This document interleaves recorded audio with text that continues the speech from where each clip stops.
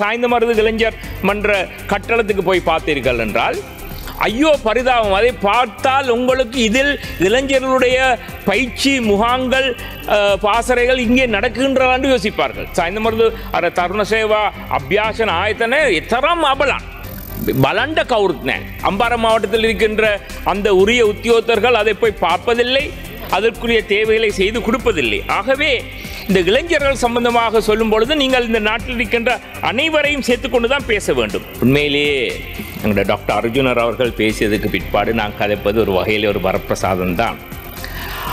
முக்கியமாக இந்த இளைஞர்கள் சம்பந்தமாக பேசும் பொழுது அவர் இந்த சபைக்கு கொண்டு வந்த அந்த ஒரு விடயம் மிகவும் பொருத்தமானதும் மிகவும் முக்கியமானது. அதாவது அந்த டெவலப்மெண்ட் ஆஃபீஸராக எடுத்ததுக்கு பிற்பாடு அவர்களின் பாரிய இளைஞர்களும் யுவதிகளும் ஆசிரியர்களாக நியமிக்கப்பட்டது பிற்பாடு இப்பொழுது அனாதையாக்கப்பட்டு நடுத்தரவில் நிற்கின்றார்கள். இந்த இளைஞர் யுவதிகள் என்று இலங்கையில் பேசும் பொழுது நான் ஒரு இந்த I am not trying to use this nationality and race. ஆனால் நிச்சயமாக வடகிழக்கை பொறுத்தவரையிலும் மலைநாட்டு தமிழர்களை பொறுத்தவரையிலும் ஒரு பாரிய பின்னடைவு இருப்பதை நீங்கள் ஏற்றுக்கொள்ளத்தான் வேண்டும். உங்களுடைய பெரிய ஒரு கூட்டம் ஒன்று மகரகமையில் வைத்திருந்தீர்கள். அங்கே போய் நீங்கள் அழகாக கணக்கெடுத்து பார்த்திருந்தால் உங்களுக்கு விளங்கியிருக்கும். அங்கே இந்த நாட்டில் தமிழ் பேசும் இளைஞர்கள் யுவதிகள் எத்தனை பேர் வந்தார்கள். அங்கே அவருடைய அந்த கூட்டத்துக்கு அவர்கள் எப்படி தங்களை பங்களிப்பு செய்து கொண்டார்கள் என்ற விடயத்தை நீங்கள் கொஞ்சம் பார்க்க வேண்டும். ஏனென்றால் வடகிழக்கை பொறுத்தவரையில் பாரிய ஒரு பின்னடைவு இந்த இளைஞர்கள் சம்பந்தமான விடயங்கள் சம்பந்தமாக இந்த அரசாங்கம் மாத்திரமல்ல, முந்தைய அரசாங்கத்திலிருந்து வந்து கொண்டிருக்கின்றது. ஏதோ இந்த தேசிய இளைஞர் மன்றங்கள் எல்லாம் பெரும்பான்மை சமூகத்துக்கு மாத்திரமாக செய்யப்பட்ட ஒரு மன்றமாகத்தான் அங்கே இங்கு கொண்டு வருகின்றது.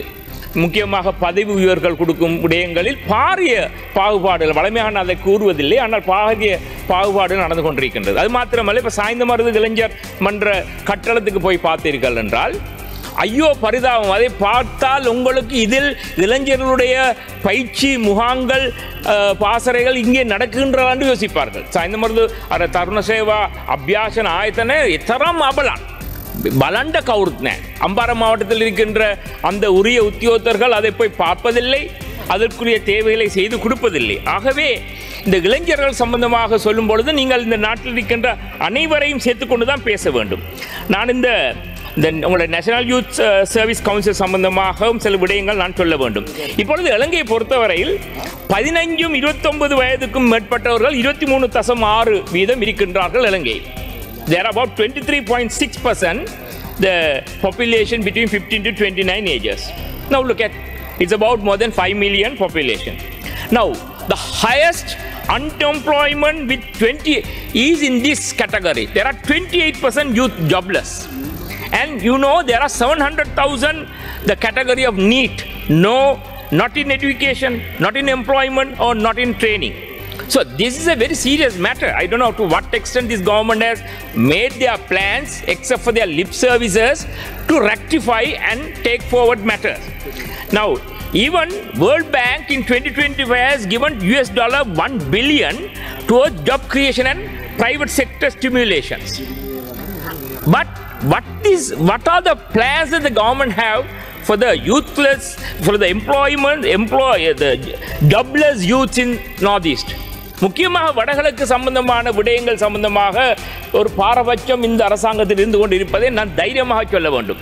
அன்று நான் கேட்டிருந்தேன், கிழக்கு மாகாணத்துக்கு செய்யப்பட்ட அபிவிருத்தி வேலை திட்டங்களை பற்றி இந்தியாவின் உதவியுடன் கிடைக்கின்ற அந்த ப்ரொஜெக்ட்ஸ் என்னவென்று கேட்ட பொழுது, ஏனென்றால் அவைதான் எங்களுக்கு 24-25 ஆண்டுக்குரிய பட்ஜெட்டில் ஒதுக்கப்பட்ட விடயம்.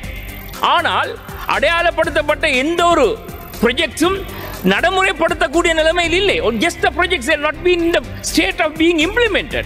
But for 24-25 we were given from the budget allocation is we are supposed to get it from the aid from India. But now today is August, the projects are not in paper, is not being implemented. Now $1 billion has been given by the World Bank towards the youth training program. We don't know what are the projects that are going to come for the East. We have been neglected. No, it's very serious matter. Now at the end of September, October, November, we have to prepare our budget for 2026. But by that time, nothing was allocated for the East. கிழக்கு மாகாண சம்பந்தமாக தொடர்ச்சியாக நான் நம்புகின்றேன் வடக்கிலும் அதே பிரச்சனை நடக்கின்றது, மலைநாட்டுகளில் அதே பிரச்சனை நடக்கின்றது. வெறும் வார்த்தைகள் பேசுகின்ற பேச்சுகளை தவிர அங்கே இருக்கின்ற இளைஞர்களுக்கு யுவதிகளுக்கு தொழில் வாய்ப்பு பெறுவதற்கான எந்த நடவடிக்கை எடுப்பதாக நாங்கள் காணவில்லை. வெறுமனே மஹரகமையிலிருந்து நடந்த இந்த அதாவது இளைஞர் சபை சம்பந்தமாக ஏற்பட்ட பிரச்சனையை தீர்ப்பதற்காக அல்லது அதை மறைப்பதற்காக ஜனாதிபதி வெறுமனே மஹரகமையில் போய் பல்லாயிரக்கணக்கு மக்களை வைத்துக் கொண்டு ஒரு டிராமா அல்லது ஒரு ஷோண்டு காட்டிவிட்டு போய்விட்டார். ஆனால் அடிப்படையான விஷயங்கள் சம்பந்தமான எந்த விதமான ஒரு காரசாரமான அதை தீர்த்து வைக்கக்கூடிய எந்த ஒரு நடவடிக்கையும் இந்த அரசாங்கம் எடுத்ததாக தெரியவில்லை. ஆகவேதான் இந்த சந்தர்ப்பத்தை நாம் பயன்படுத்த வேண்டும். Thank you for bringing this motion to pinpoint the lack of proper implementation of youth training program in the East, in the North, in the upcountry, and especially in the areas of Tamil speaking people. No, there seems to be not particularly this government, throughout the regime there is an attitude that the youth councils are only for the majority communities. That's wrong. You can just go and check it. I just said how it had been implemented in the district of Ampara, how it is implemented in the district of Batiklo, how it is implemented in the other Trincomalee district or in the northern provinces. You just compare that with any other district in the other part of the country.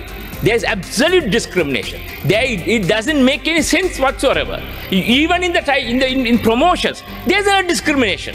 For once, there is a discrimination in the National Youth Council. There's a discrimination and there's a reluctance of these officers to give that particular encouragement for the youth in the Northeast.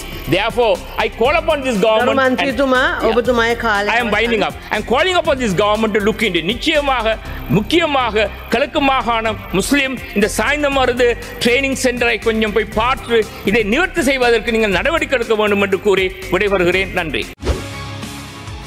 செய்திகளை உடனுக்குடன் தெரிந்து கொள்ள உடனே subscribe பண்ணுங்க.